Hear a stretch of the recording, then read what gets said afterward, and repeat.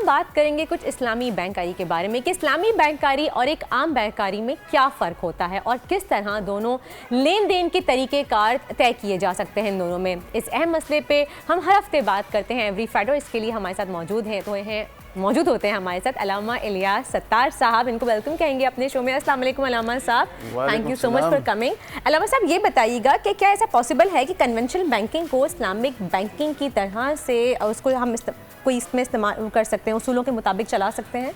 بالکل, بہت آسان ہے. اور اصل میں حضرت علی کا ایک قول ہے کہ deep thinking always presents the clearest picture of every problem. اصل میں ڈیپ تھنکنگ نہیں کرتا ہے, کیونکہ دوائی کا دکان میں ریک میں اتنا دوائی ہوتا ہے, کوئی 100 سال کا ریسرچ ہے, کوئی 50 سال کا ہے, کوئی 500 سال میں نسلوں میں ریسرچ ہوتا ہے, جا کے پھر آتا ہے وہ ریک میں. تو اگر جو 10 سال کا بھی ریسرچ ہے اس کو 9 سال میں اگر تھک کے سوچ چھوڑ دے تو وہ ریک میں نہیں آئے گا. تو یہ الٹیمیٹ تک پہنچنا چاہیے. اب الٹیمیٹ تک پہنچنے کے لیے تھوڑا سا غور فکر کرنا ہوتا ہے تو کلیئرسٹ پکچر بھی آ جاتا ہے. تو میں نے آپ کے لیے صرف چھوٹا سا ایک مواد لایا تاکہ اس کے بعد سوال جواب کریں. اچھا جی, بالکل کہیے. تو شارٹ بریک نہیں ہوگا, نو بریک. اعوذ باللہ من الشیطان الرجیم, بسم اللہ الرحمن الرحیم. نحمدہ و نصلی علی رسول کریم, انشاءاللہ ماشاءاللہ. حضور اقدس صلی اللہ علیہ وسلم کا فرمایا ربا نہیں ہے نقد النقد میں, یعنی cash transaction hand to hand. اور فرمایا کہ ادھار میں ربا ہے. اس کا 2 حدیث ہے کہ صرف ادھار ہو تو ربا ہوتا ہے, یعنی کہ آپ ادھار لیں تو ربا ہے, ورنہ کیش ان ہینڈ لیں تو اس میں نہیں. اس میں کوئی ربا کا کنسیپٹ ہی نہیں ہے. ٹھیک. اچھا, لیکن حضرت بلال رضی اللہ عنہ کا یہ ایک اور حدیث. حضرت بلال رضی اللہ عنہ نے 4 ردی کھجور دے کر 2 اچھے کھجور تبدیل کر کے لیا, ایکسچینج کیا جیسے سم تھنگ نارمل. تو رسول صلی اللہ علیہ وسلم نے فرمایا یہ تو عین سود ہے, ربا ہے. تو رسول پاک صلی اللہ علیہ وسلم نے خود فرمایا کہ نقد النقد میں ربا نہیں ہوتا ہے, ادھار میں ہوتا ہے.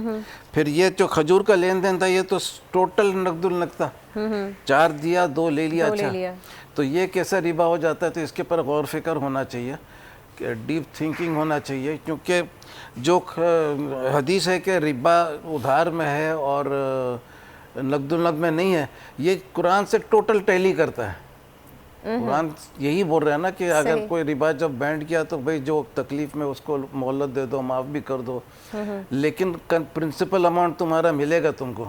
تو ادھار کا ہی کنسپٹ ہے نا. صحیح. اگر ادھار ہی نہیں ہوتا ظلم کا کنسپٹ بھی نہیں ہوتا, خالی آپ ایکسچینج کر رہے ہیں. آپ ادھار دیتے ہیں جبھی تو آپ اس کے اگینسٹ میں آپ لیتے ہیں, کچھ نفع لیں گے, اسی کو مارک اپ بولتے ہیں. اسی کو مارک اپ کہتے ہیں. اچھا, اب قرآن نے ربا کو حرام قرار دیا. صحیح. ادھار کو حرام نہیں بولا ہے, یعنی کہ آپ نے مارک اپ کو جو ہے, ہاں مارک اپ بولو, مگر ایکچوئل وہ ربا ہے. مارک اپ کا تو الگ الگ کنسپٹ بھی ہے نا, وہ الگ ہو جاتا ہے. لیکن ربا از ایکچولی جو فارورڈ کیا گیا ہے, تو وہ ربا کو حرام کیا ہے, لیکن لون کو حرام نہیں کیا ہے. ادھار آپ لیں, ادھار ہی آ گئی نا. ادھار پہ اگر پروفٹ دے رہے ہیں کمپلسری, وہ ربا ہے. وہ ربا کو حرام کیا ہے, لیکن ادھار کو حرام نہیں کیا ہے. ادھار تو ایک دوست دوسرے دوست کو بھی دے سکتا ہے, کچھ بھی کر سکتا ہے, لیکن اس کی اگینسٹ آپ پروفٹ نہ لیں. ایگزیکٹلی, وہ پروفٹ وہ بھی لے سکتا ہے, لیکن اگر کمپلسری پروفٹ ہے کہ ہر شرط میں دینا ہے تم کو. اگر پروفٹ میں یہ شرط ہے کہ بھئی تم اگر نفع کرو گے تو کچھ حصہ ہم کو دے دینا, نفع نہیں کرو گے تو کوئی بات نہیں, واپس پرنسپل اماؤنٹ دے دینا, تو وہ ربا نہیں ہوگا. تو حرام جو کیا ہے وہ ربا کو کیا ہے, لون کو نہیں کیا. تو وہ لون جس میں ربا انوالوڈ نہیں ہے وہ بالکل حلال ہے.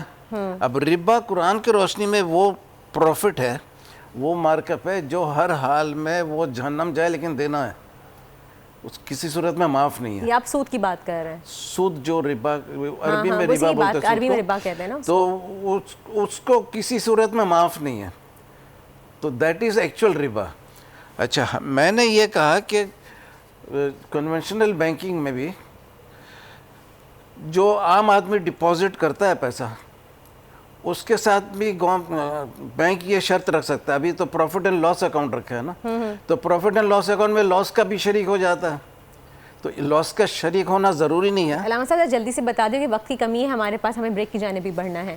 اچھا, تو اسی طریقے سے عوام بینک میں پیسے رکھے گا تو عوام کو بینک مارک اپ دے گا اگر منافع ہوگا. عوام کی اصل رقم محفوظ رہے گی, کسی بھی نقصان میں شریک نہیں ہوگی.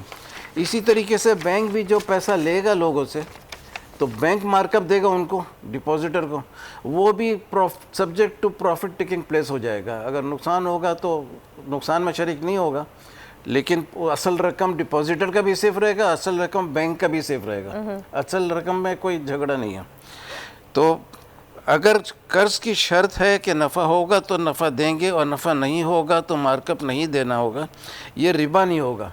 तो हर बैंक को चाहिए कि प्रॉफिट शेयरिंग सिस्टम जो अभी बताया इसको हर ब्रांच में नाफिज करे। तो कन्वेंशनल बैंक बोल के कोई चीज़ ही नहीं रहेगा, कन्वेंशनल रिबा फ्री बैंक हो जाएगा सब।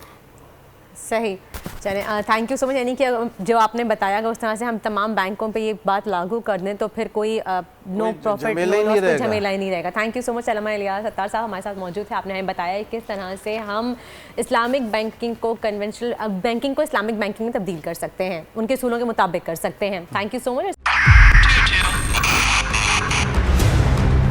2022 बहुत सारे तोहफे भी देखे गया पाकिस्तान की आवाम को। पाकिस्तान की आवाम को एक तोहफा ये दिया कि आवाम को पता चल गया कि पाकिस्तान का मीडिया क्या है। साल 2022 में सबसे ज्यादा देखे जाने वाला चैनल बोल न्यूज रहा नंबर 1। हमने बहुत सारे शोज और ट्रांसमिशंस की, पूरा साल मुसलसल जदोजहद में निकल गया कि ये वोट ऑफ कॉन्फिडेंस के पीछे कौन लोग थे। तोड़े रेटिंग के सभी रिकॉर्ड। सोशल मीडिया पर भी सबसे ज्यादा तेजी से 2.4 बिलियन व्यूज का संगे मील अबूर किया। एंकर्स को भी आवाम में सबसे ज्यादा मकबूलियत मिली और सोशल मीडिया पर भी बोल रहा सब पर भारी। सब्सक्राइब करें और बेल दबाएं ताकि कोई खबर रह न जाए।